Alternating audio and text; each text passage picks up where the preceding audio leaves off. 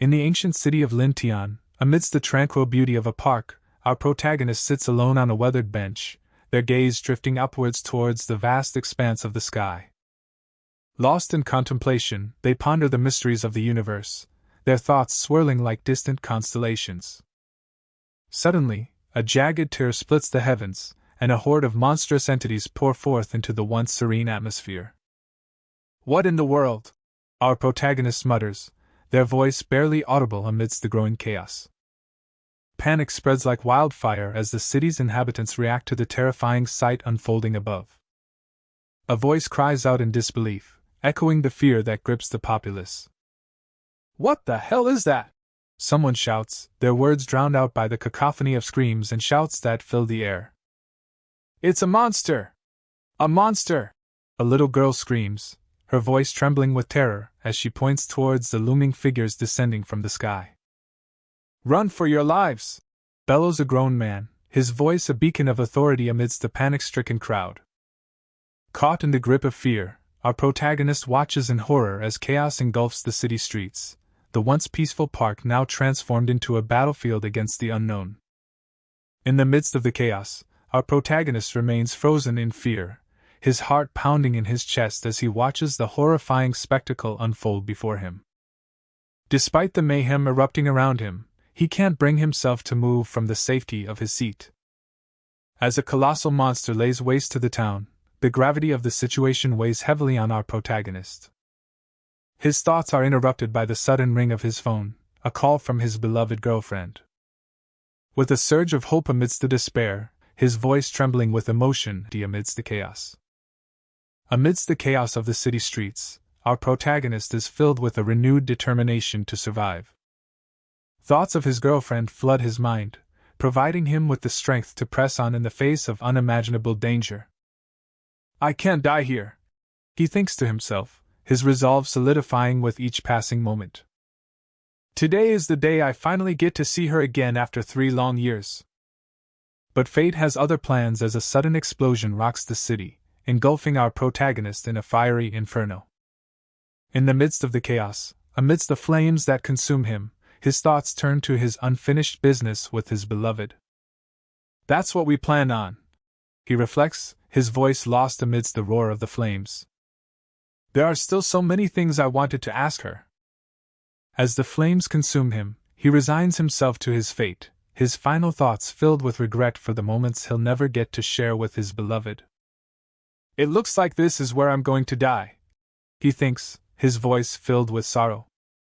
"I guess I won't be seeing her again." But as his body lies motionless on the ground, a strange sensation washes over him. His consciousness drifts, untethered by the physical world, as his soul embarks on a journey through the cosmic currents, like a fish swimming through water. Amidst the chaos and destruction wrought by the monstrous creatures, rumors spread like wildfire across the globe. Initially dismissed as mere superstition, these strange occurrences soon escalated into full-blown disasters, leaving communities reeling in their wake. In the year 1934, whispers of a colossal dragon falling from the skies circulated amongst the inhabitants of Dongchuan. Skeptics scoffed at the notion until disaster struck, a massive beast crashing into the northern sea, capsizing boats and vanishing without a trace, leaving behind only wreckage and despair. 13 years later, in 1947, reports surfaced of a monstrous crustacean terrorizing the western seas off the coast of Maligyo. Over 100 witnesses attested to its existence, but their testimonies were soon overshadowed by the grim reality of 15 lives lost to the creature's merciless rampage. Then, in the year 2020, a blood-red moon hung ominously in the sky as sightings of yet another behemoth emerged, this time in the southeastern district of Langwo. Witnesses spoke of a giant monster prowling the streets, its presence casting a shadow of dread over the city.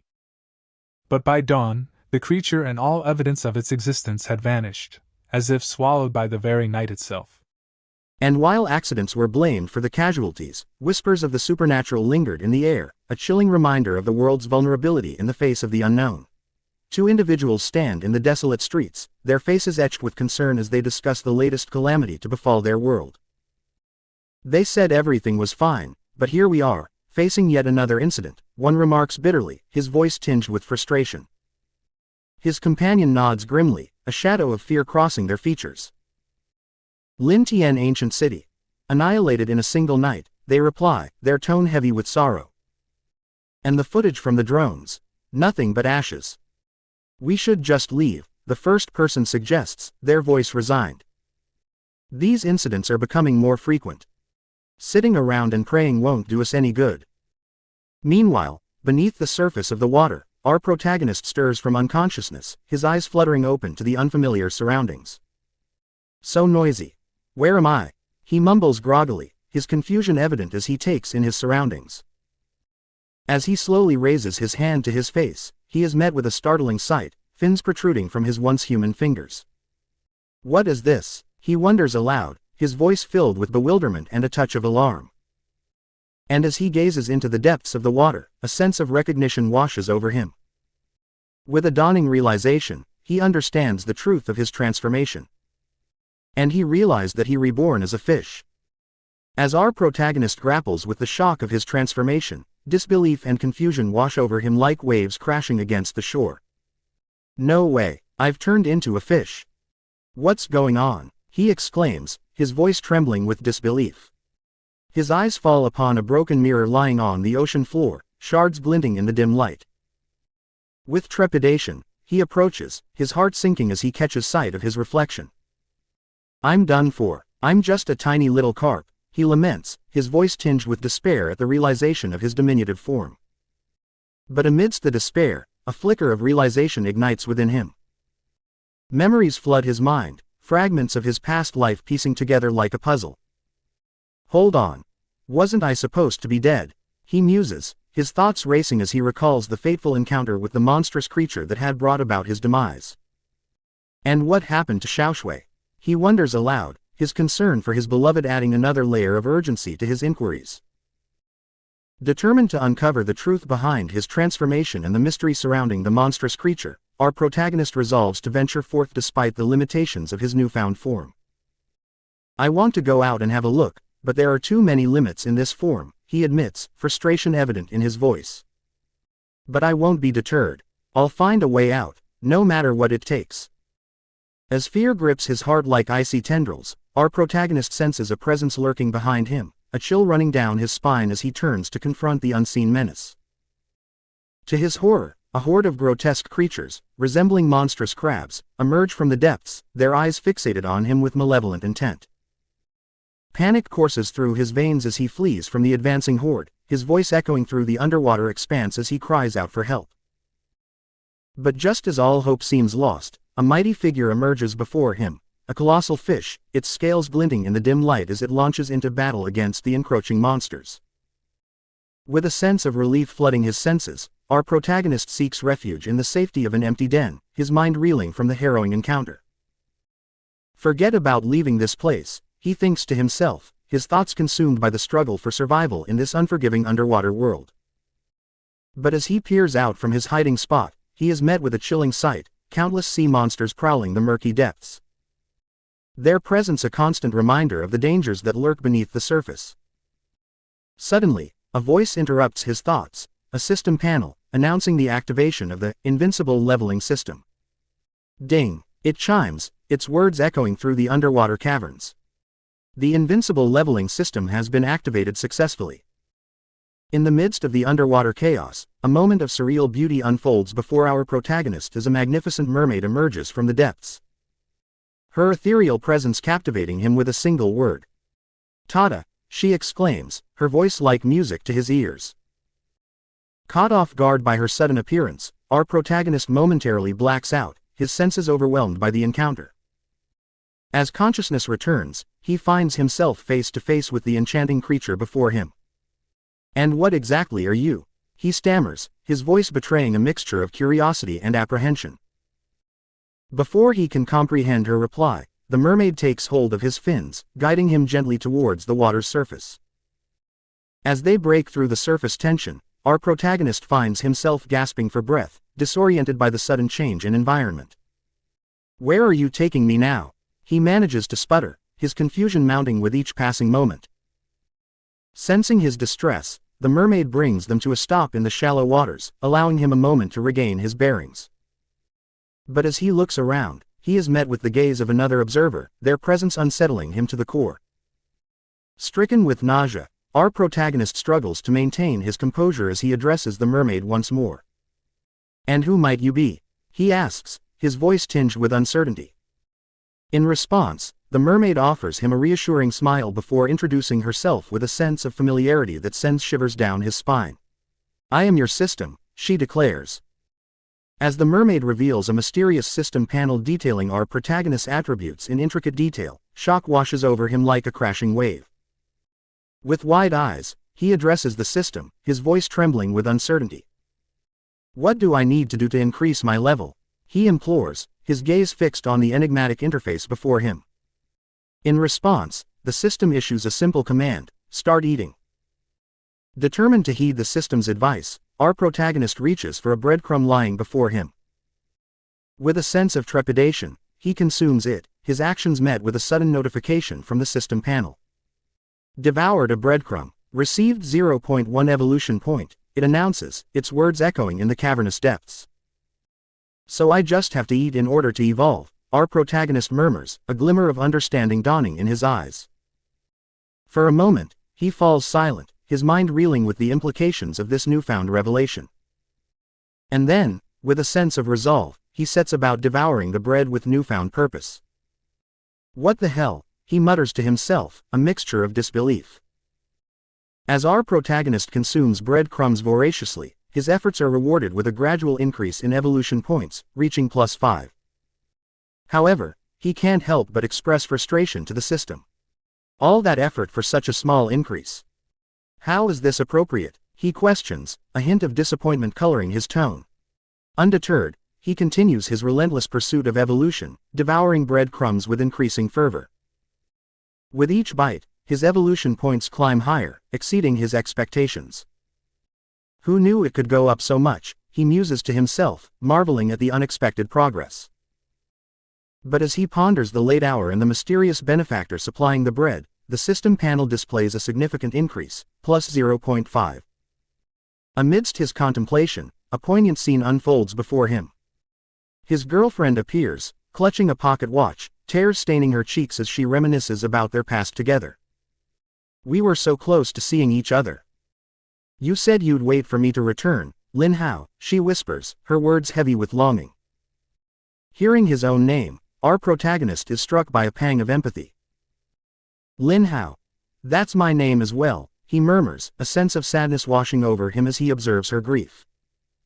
Suddenly, her pocket watch seems to fall into the water, reaching him with unexpected warmth. Overwhelmed by emotion, she bids farewell, leaving behind a paper with a heartfelt message. "Hang in there, Lin Hao," she implores silently. As the pocket watch sinks into the depths, our protagonist's heart sinks with it. Recognition dawns upon him, and he whispers her name, Xiaoshui. Was that Xiaoshui? Desperation laces his words as he ascends towards the surface, his voice carrying across the water, "Xiaoshui, please don't be lost to me." In his anguish, he clings to the hope that she may still be waiting for him. Breaking through the water's surface, he calls out to her once more, tears streaming down his face. "I'm still here, Xiaoshui. It's me, Lin Hao, Xiaoshui," he cries out, his voice breaking with emotion. But the silence that follows weighs heavy on his heart, the inability to communicate rendering him powerless in his grief. "Not being able to talk is so troublesome, Xiaoshui. How am I supposed to go on without you?" he laments, his anguish echoing in the empty expanse. Suddenly, his thoughts are interrupted by the memory of the fallen pocket watch. Determination flares within him as he resolves to retrieve their precious keepsake. "That's our special keepsake. I have to get it back, no matter what," he resolves, his determination unwavering despite his current weakness.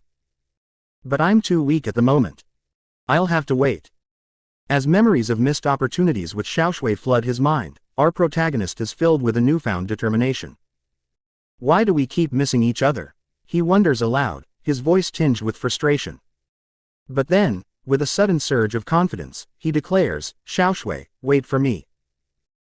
The scene shifts, and we witness our protagonist devouring smaller fish with increasing fervor, each meal propelling him towards a higher level of evolution. With each successful hunt, he exclaims, "Level up, level up." Impressed by his determination, the system remarks, others usually mope around for days. "I've never seen such eager progress from the get-go." A system panel appears before him, offering the opportunity for evolution. Our protagonist hesitates momentarily, pondering the potential outcomes. What will this evolution lead me to? He muses, his curiosity piqued. With a decisive click, he chooses to evolve, and the system reassures him, the sky's the limit. But as the transformation begins, our protagonist is startled by the intense gaze of the system girl. "You scared me," he admits, taken aback by her scrutiny. "Why did leveling up take so long?" she questions, her gaze unwavering. Our protagonist undergoes a subtle transformation, growing slightly larger and more formidable. "Not sure, I just feel longer, and my skills feel tougher," he explains. But the system girl's inquiry prompts him to examine his newfound abilities, revealing 2 new skills, Mighty Tail Swipe, and Steel Scale Armor. 2 more skills were also added, he notes, his excitement palpable as he contemplates the possibilities of his evolving capabilities. Impressed by our protagonist's evolving skills, the system girl elaborates further, explaining the mechanics of his newfound abilities. "Scales become as hard as steel for 3 seconds, but there's a 10-second cooldown," she reveals. "An armor every 10 seconds, quite impressive." Acknowledging her words, our protagonist takes a moment to observe the sea monsters devouring a dead big fish nearby. With a sense of determination, he strides towards them, his tail poised for attack. As he lashes out with his tail, striking at the unsuspecting creatures, a larger fish retaliates, its jaws snapping dangerously close. In a split-second decision, our protagonist activates his armor skill, the scales on his body hardening to repel the incoming threat. Witnessing our protagonist's newfound fighting prowess, the other creatures, cower in fear and scatter from the scene, intimidated by his strength. Amidst the aftermath of the skirmish, a system quest notification appears, offering our protagonist new challenges and rewards. Among them, the quest to devour 100 black shell shrimps for enhanced night vision catches his attention. "What, I can also clear quests? What awaits at the end of all this devouring and evolving?" he queries the system girl, his curiosity piqued. In response, the system girl cryptically hints at greater rewards, sparking hope within our protagonist's heart. "Can this make me human again?" he ventures, daring to dream of reclaiming his lost humanity. As the system girl echoes the sentiment that everything is possible, our protagonist resolves to seize this opportunity, his determination unwavering. With a sense of purpose, he swims towards the group of monsters, his mind set on retrieving the keepsake he and Xiaoshui cherish. But as he charges forward, heedless of the dangers lurking in the depths, the system girl interjects with a note of caution. Rushing into the deep water. "Do you want to die?" she warns. As our protagonist forges ahead, determined to retrieve the precious keepsake, he dismisses the system girl's warning, urging her to stay out of his endeavor. With single-minded focus, he presses on, his gaze fixed on the pocket watch glinting in the distance. Hidden amongst the bushes, another observer watches intently, seizing the opportune moment as the sea monsters disperse from the area surrounding the pocket watch. With a sense of anticipation, our protagonist rushes forward, calling out Xiaoshui's name with fervor. Yet, a sudden wave of unease washes over him as he nears the pocket watch. His heart races as he realizes the presence of a formidable foe, a massive eel fish, its slumbering form casting a shadow over the precious artifact. For our protagonist, the sight triggers a haunting memory, transporting him back to the haunting streets of Lintian ancient city. The eerie familiarity of the situation sends a shiver down his spine, as he braces himself for the impending confrontation with the formidable eel fish. As the system girl pulls our protagonist to the surface, she chastises him for his impulsive actions, reminding him of the dangers he faces in his current state. "Look at you, rushing in like that without a thought," she scolds him gently, her concern evident in her voice. Feeling defeated, our protagonist responds with a heavy heart. "I am so powerless, I can't even retrieve a pocket watch," he laments, his frustration palpable. Lost in his thoughts, he recalls a tender moment from his past, a memory of his beloved Xiaoshui embracing him after a shower, her voice soft with affection. "Lin Hao, I'm hungry," she would say, her words a gentle reminder of their shared moments of intimacy. In response, our protagonist would inquire, "What's on your mind?" His own thoughts drifting back to the cherished memories they had created together. Lost in reminiscence, our protagonist recalls the simple joys of sharing a meal with Xiaoshui, her request for noodles a cherished memory that tugs at his heartstrings. "I'd like to have some noodles," the girl's voice interrupts his thoughts, echoing Xiaoshui's gentle request. "All right," our protagonist responds, his voice tinged with longing as he prepares the noodles, calling out to Xiaoshui as if she were still with him. But as he looks around, the emptiness of the room serves as a stark reminder of her absence. "Where are you, Xiaoshui?" he whispers, his voice filled with longing. Returning to the present, the system girl's inquiry breaks the silence, her concern evident as she notices his distant expression. "It's nothing," our protagonist assures her, masking the ache in his heart with a forced smile. With a mysterious power, the system girl retrieves the pocket watch, her words carrying a weight of wisdom as she encourages him to pursue his desires with determination. "If there's something you want, you'll have to fight hard for it, work hard to devour and evolve," she imparts, her words resonating with our protagonist's resolve. Moved by her words and the sight of the pocket watch, he whispers Xiaoshui's name once more, a vow echoing in the depths of his soul. "You're right." With a newfound sense of purpose, our protagonist takes a deep breath, steeling himself for the trials that await. "Let's go," he declares. As our protagonist examines the oversized conchas in his hands, he can't help but wonder if they've always been so large. With curiosity piqued, he attempts to chew on one, only to find it impossibly tough. "Damn it, what the hell is this?" he exclaims in frustration, spitting out the unyielding shell. "Blah, I can't even chew on this." Disheartened by his inability to consume even the simplest of foods, he tosses the conchas aside, his frustration mounting. "I can't eat it, even though it's right in front of me. How frustrating," he mutters to himself, his disappointment palpable. Recalling his encounter with the formidable eel-fish, he can't help but feel the weight of his limitations. "I can't even bite through a conch with my teeth. I can only snack on fish for now," he realizes with a sense of resignation. "How long is it going to take for me to evolve?" As the scene shifts, our protagonist's girlfriend and the middle-aged man arrive at their destination in a car, the tension palpable in the air. "We're here," the man announces, his voice tinged with apprehension. Upon reaching their destination, they are met with a startling sight. A massive monster looms on the beach, its presence ominous and foreboding. "God damn, what is this?" the middle-aged man mutters to himself, his disbelief evident as he takes in the enormity of the creature before them. Reacting swiftly, our protagonist's girlfriend leaps out of the car, her voice commanding as she addresses the workers nearby. "Start the procedures. Maintain your distance. That thing could explode at any time," she instructs, her tone authoritative as she takes charge of the situation. In the past, there have been cases of whales exploding due to excessive accumulation of putrid gas during decomposition, making it one of the deadliest bioweapons in the world, Captain Liu recalls. As Captain Liu prepares for inspection, she ensures the necessary ventilation pipes are ready. "Prepared ventilation pipes," she announces. With precision, she cuts open the monster's corpse with a medical knife and secures the ventilation pipe in place. "The pipes are connected," she confirms.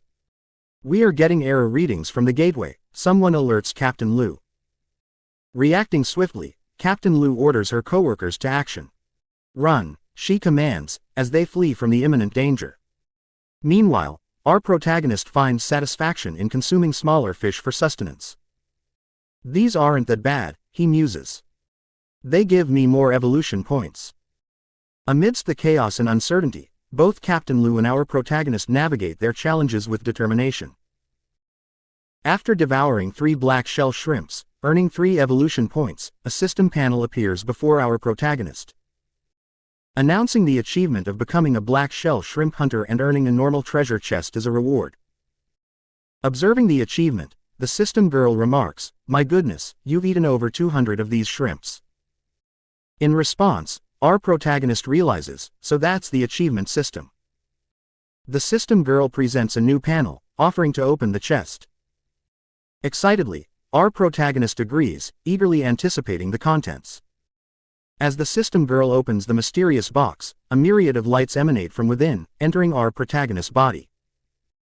Several system panels appear, detailing upgrades such as strength up, bubble blast skill, resilient fins, agility up, critical up, defense up, and stamina up.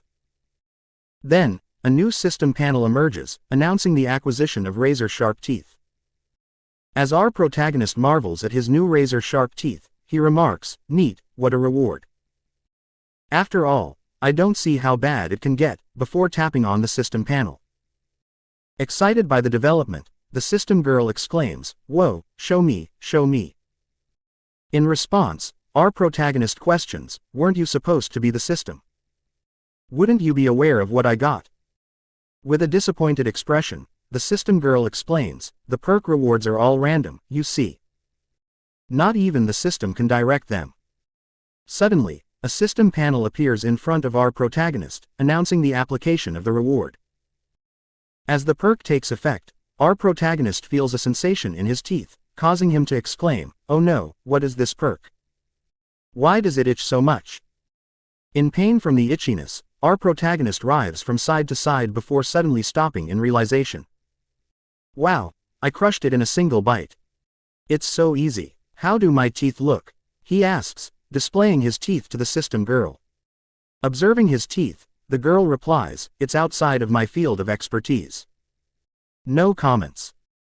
With a sudden idea, our protagonist begins to observe all the fish in the water, pondering aloud, how could this type of fish taste so awful? Imagine how those mutated creatures would taste. He then questions, but what counts as mutated creatures? Those who are mutated through the polluted water. In a moment of realization, he adds, "Hold on. Are those missions generated based on the environment I can fulfill in this environment, or are they randomly generated?" Turning to the system girl for answers, he receives a simple, "I dunno." Together, they swim towards a destination, and our protagonist shares his thoughts with the system girl. "If it's within this environment, that means there are mutated creatures in this pond, the same as the one that killed me." As our protagonist observes all the fish fleeing, he senses a shiver down his spine. "Who's there? Why do I suddenly feel a chill up my spine?" Meanwhile, on the surface, two individuals converse. "Boss Pung, the pleco fish is not something you can just release into the wild," one remarks. The other retorts, "Shut up. You might as well tell me pleco fish aren't real faces." Witnessing the approaching swarm of black-colored fishes, our protagonist exclaims, "What sort of demon would release pleco fishes into the wild?"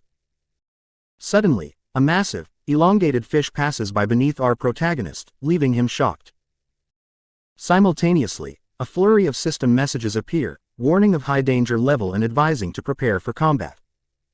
As our protagonist observes the eel fish, he contemplates his options.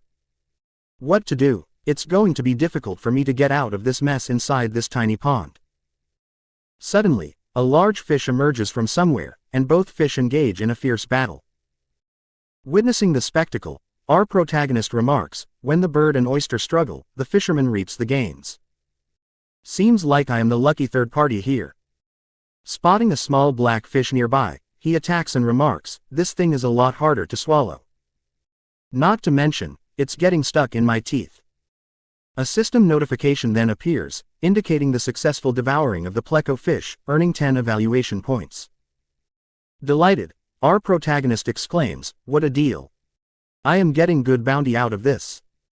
As the eel fish dispatches the other big fish, it turns its attention towards our protagonist. Calming himself, Lin Hao reassures himself internally, "Don't panic. Look, it's wounded." He notices the wound on the eel fish. The eel fish attacks our protagonist, who hides inside a rock. With relentless determination, the eel fish strikes the rock with its tail. Inside the rock, Lin Hao ponders, "With those plecos still around, they'll probably leave after losing me. But why do I feel this chill down my spine?" As the eel fish continues its assault on the rock, Lin Hao reflects, "What's this crazy fish trying to pull? Are you trying to get me killed that badly?" If I'm not smashed to death, if I don't rush out, I'll still have a chance. He emerges from his hiding spot, determined to confront the threat.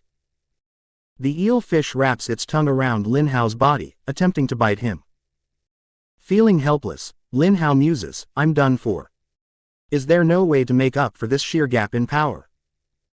Summoning his strength, Lin Hao utilizes his mighty tail swipe skill to attack the eel-fish's tongue. Despite the eel-fish's attempt to bite him, Lin Hao remains resolute, thinking of Xiaoshui waiting for him. He knows he can't die just yet. As our protagonist's girlfriend runs from the earlier monster's explosion, the middle-aged man shields her with his body. Grateful, she thanks him, and he responds, no problem. Spotting numerous eggs on the ground, she realizes the severity of the situation and instructs the workers to find weapons to destroy the eggs. Soldiers armed with guns begin fighting the eggs under Captain Luo's direction. Observing her expertise, our remarks, Captain Luo sure has the smarts and athleticism, though she continues firing without acknowledgement. Meanwhile, our protagonist reflects on his predicament. I can't die here, I have to get out. Not in a place like this, full of regrets. He notices a diamond-shaped mark on his forehead in the darkness, reaffirming his determination to escape. Spotting a wound on the monster's back, he ponders his escape route. I'm right at its stomach, so how do I find my way to its back? With a sense of urgency, he swims towards the monster's back, realizing he'll be digested if he doesn't find his way out soon. As our protagonist navigates the perilous depths, his mind races with thoughts of survival and determination. With each stroke, he relies on his steel-scale armor and razor-sharp teeth, resolved to locate the monster's wound amidst the murky abyss. Suddenly, a glimmer of hope appears ahead, a mysterious green light beckoning him forward. What's that? Is it healing? He ponders aloud. Heart pounding, he activates his armor, fortifying his defenses, and commands, now, harden my scales. With unwavering resolve, he propels himself towards the light. Driven by the instinct to escape the clutches of the monstrous creature threatening his existence. As he nears the source, the sight of the massive eel-fish writhing in pain fills him with a mix of relief and adrenaline. There it is, he whispers, determination in his voice. Seizing the opportunity, he swiftly maneuvers through the turbulent waters, senses heightened by the urgency of the moment. Emerging victorious, he takes a moment to catch his breath, contemplating the unfathomable depths of the ocean. How deep is this abyss? He wonders aloud, his voice echoing in the vast underwater expanse. The enigmatic system guide offers encouragement, urging him to delve deeper into the unknown. You have to find out for yourself, she reminds him softly. Emboldened by his triumph, he sets his sights on new horizons, eyes gleaming with anticipation. I will gladly enjoy nature's gifts, he declares, newfound determination in his voice. Amidst his culinary endeavors, our main character finds himself lamenting the taste of the plecos, bemoaning, for all the express I'm getting, these sure taste awful. However, a sudden system notification interrupts his musings, offering the opportunity for evolution. With determination in his heart, he eagerly accepts, initiating his transformation. Surveying his newly acquired attributes, he questions, what is this? The system girl reassures him, hinting at even greater potential lying in wait. As a new skill, Tearing Bite, manifests, our character reflects on its passive nature, acknowledging his progress while acknowledging the disparity in strength compared to the formidable serpent. Before him, a new set of quests materializes, promising rewards for his efforts. Undeterred by the challenge, our character eagerly embraces the opportunity, declaring, more plecos right here. I go. With renewed vigor, he dives back into the depths. As our main character continues devouring plecos, his attention is drawn to an empty shell amidst the feast. Puzzled, he remarks, an empty shell. Suddenly, his gaze falls upon a small, unknown creature emerging from the shell, only to swiftly disappear into the eye socket of a nearby fish. Shocked by the bizarre sight, he exclaims, what the hell is this? Curiosity and bewilderment fill his mind as he contemplates the mysterious creature's actions. That's it for today's video. If you enjoyed what you saw, don't forget to hit the like button and share it with your friends. And if you're new here, be sure to subscribe to my channel for more exciting content coming your way. Thanks for watching, and until next time, stay awesome. See you in the next video.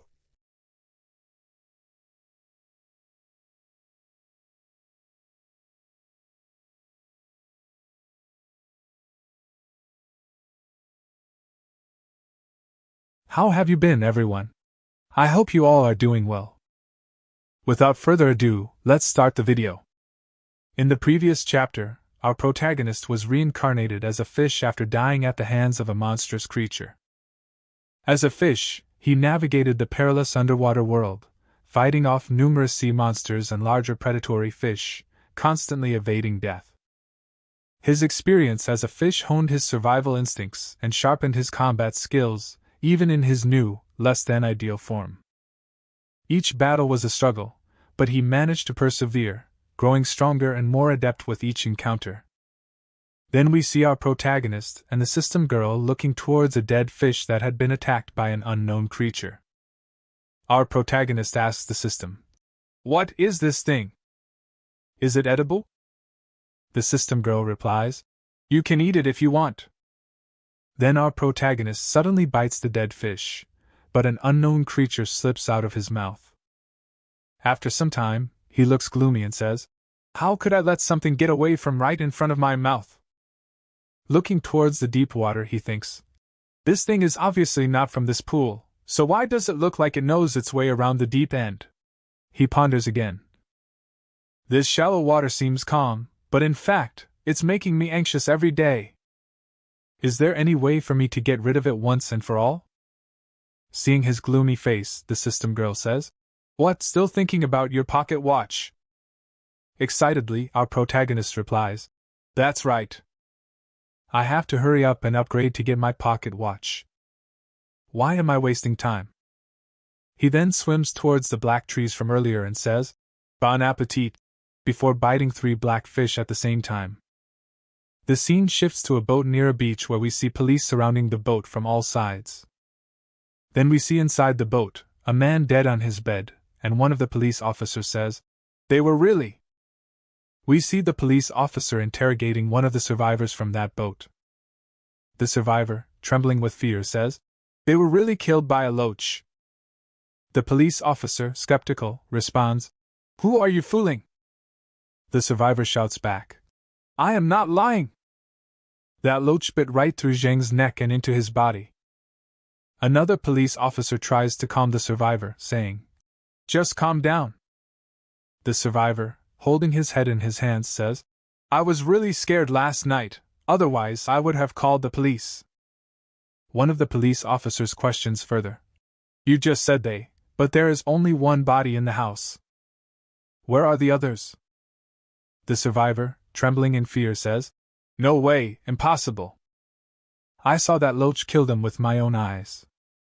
I told them that loach was dangerous, but they had to bring it back." The 2 police officers restrain the survivor, one of them saying, "You can go in. Don't disrupt the crime scene." The survivor, still frantic, says, "It's over. It's all over now." Hearing that, one of the officers says, "Contact the Dragon unit. They might have something to do with this." Soon after, our protagonist's girlfriend arrives at the scene. She examines a dead fish's empty shell and says, "Sure enough, there's nothing left but empty shells." She asks the survivor, "Where did you find this?" The survivor replies, "Near the blocked coastline." She nods and says, "I see, and there's a body missing, right?" A police officer answers, "Yes, the last traces of blood were found near a local lake." Remembering the fish monster's egg, she thinks, "It seems that the mutant creature yesterday was invaded by this mutant loach, so its body was full of loach eggs. I still couldn't prevent it." She quickly picks up her phone and says, "Zhao, it's a big problem. The mutant may have entered the inland waters. Hurry up and organize a rescue in the sub-district." After hanging up, she turns to the survivor and says, "Take me to that river." After that, we see our protagonist eating fish, and he says, "Burp. Finally, I am almost done." the system girl remarks. This is a big pool, but why are you only eating pleco fish? Our protagonist replies. You don't know this, but plecos are an invasive species. I have eaten almost everything that threatens me in shallow water. The rest of these are harmless, native inhabitants, and there is no need to eat them. Suddenly, a system panel appears in front of our protagonist, and the system says, Evolution, 1681,000. Evolution condition has been met. Would you like to evolve? Seeing that, our protagonist laughs and says, I can upgrade again, that's good. Every time I level up, I might get a new scale. But what do you mean by auspiciousness? Will a chi boost really work for me? Then, another notification shows up in front of our protagonist. Ding! The task has been refreshed. Normal mission, devour 100 pleco fish 32-100. Reward, improved teeth sharpness. Difficult mission, devour 10 mutant creatures. Reward, blue treasure chest. Seeing this, our protagonist says, It's early in the morning, and I guessed it right. Missions refresh every morning. He looks at the system panel intently and says, Are there 10 mutant creatures to devour in the pool? Then our protagonist ponders. Sea loaches are supposed to live in the sea. Why are they here? Is it possible that someone brought these mutant creatures into this dragon pond? Or did these mutants mix in with those plecos? Then our protagonist says again, Forget it. It's useless to think about it so much. He then says to himself, Let's upgrade first. After the evolution process, a new system panel appears, displaying all his stats and skills. Seeing the new skill, our protagonist remarks, There is one more skill this time. Isn't this just like a chameleon? Noticing the numerous fish around him, he adds, By the way, it seems my divine power has also upgraded. But it only boosts the evolutionary speed of nearby plants and animals, not my own. So, am I a buff? From the side of the pool, a mother and a little girl watch the scene where our protagonist is testing his divine power, surrounded by many fish. The little girl exclaims, Mom, look, there are so many fish! Her mother responds, Good girl, this place is going into lockdown. We will come back another time. After that, we see many soldiers, holding guns, arriving at the pool. One of them announces to the civilians, We ask all unrelated people to leave the area quickly. We ask all unrelated people to leave the area quickly. Suddenly, the soldiers throw a mechanical ball into the pool. Seeing the ball, the protagonist says, What's this? And thinks, What's all this? What are they trying to detect? Don't tell me. The ball sends a distress signal to the soldiers. At the same time, the protagonist receives numerous warning notifications from the system. The soldiers see the detected warning from the device and immediately go on high alert. Then we see all the soldiers wearing swimsuits and oxygen cylinders jump into the pool. At the same time, our main protagonist gets a warning signal from the system. Warning, you have been marked as a mutant creature. Please leave immediately. Please leave immediately. Please leave immediately. Seeing this, our protagonist says, Oh no! Then, noticing the number of people jumping into the pool, he thinks, The deep waters are teeming with too many unknown mutants. It's too dangerous. Suddenly, he swims towards the deep water, saying, Dangerous or not, rather than sitting in the shallows waiting to die, I'd rather take a chance. As he swims with a lot of big sea monsters, he says to himself, It's not that bad, times have changed. Hearing that, the system girl says to our protagonist, How about we venture further into the depths? Hearing this, our protagonist says, No, no, no. As my system, can you wish for my well-being for once? Who pushes their host into the fire pit? The system girl replies, Since we are here, why not grab a bite before we go? Then our protagonist sees in front of him a fish that the same unknown creature had eaten from the inside. Seeing this, our protagonist says to the system girl, I've got goosebumps all over. Hearing that, the system girl responds, You are a fish now. Where did you get goosebumps from? Suddenly, our protagonist uses his skill, camouflage, and becomes invisible, thinking, this camouflage is quite helpful, perfect for sneaking. Then, suddenly, our protagonist bites the head of the dead fish where the unknown creature was trying to eat. He exclaims, slippery as if eating glass noodles. Then our protagonist gets a new notification from the system. Difficult task, devour 10 mutant creatures. Reward, blue treasure chest completed. Accept reward. Seeing this, our protagonist gets shocked and says, holy moly, I actually did it. The system girl opens the chest for our protagonist to see. Seeing the chest in front of him, our protagonist says, why won't it let me see what's inside? The system girl responds, this is a reward chest for a designated task. Then suddenly, a new system notification pops up in front of our protagonist, showing the acquired skill reward, black iron scales. The scales all over the body are as hard as black iron. Our protagonist, now covered in black iron scales, says, feels like all my scales have been plucked. But it doesn't hurt, it's kinda itchy. My scales should have gotten harder, right? This is a pure white reward. I have Istanbul open. After some time, our protagonist says again, phew, first transformation is still not quite used to it, but with this scale armor, I think I can dominate. Self-preservation should not be a big problem. Suddenly, he senses a presence behind him. A pair of red, angry eyes is looking towards him. He remembers the moment when he confronted the mutant snake and thinks, mutant snake. It's appeared again. Without delay, the mutant snake attacks. Our protagonist receives a notification from his system, warning. The opponent's combat power is slightly higher than the host's. Seeing this, our protagonist looks towards the snake, smiling, and says, if it's just a slight advantage in combat power, then damn. I really have to show you who's boss. Then we see the mutant snake attempt to bite our protagonist, opening its mouth wide. Our protagonist activates his black iron scales, and the snake's teeth break upon impact. Swinging his tail, our protagonist delivers a powerful tail slam, injuring the snake. Our protagonist taunts, a beast is a beast. This is the second time.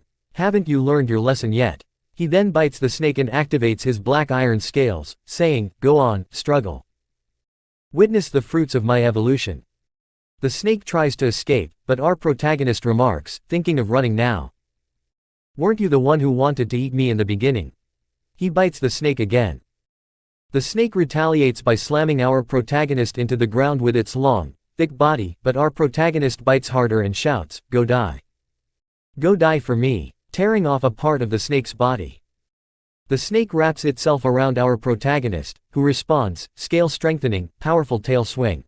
With a final, powerful attack, our protagonist kills the snake. A new notification appears, you have slain the mutant red dot brocade snake. Our protagonist, feeling the triumph, exclaims, that's it, finally got that bad taste out of my mouth. Time to get back what's mine. Suddenly, a new system notification appears, mutant red dot brocade snake slain. Gain, evolution points, 500. Excitedly, our protagonist says, 500 points. That's a lot. The system girl appears, saying, this is what it's like to surpass your level. There are unexpected gains. As she speaks, a red diamond forms on our protagonist's forehead, and he glows with a mysterious blue light. In an astonishing transformation, we see our protagonist shift into human form.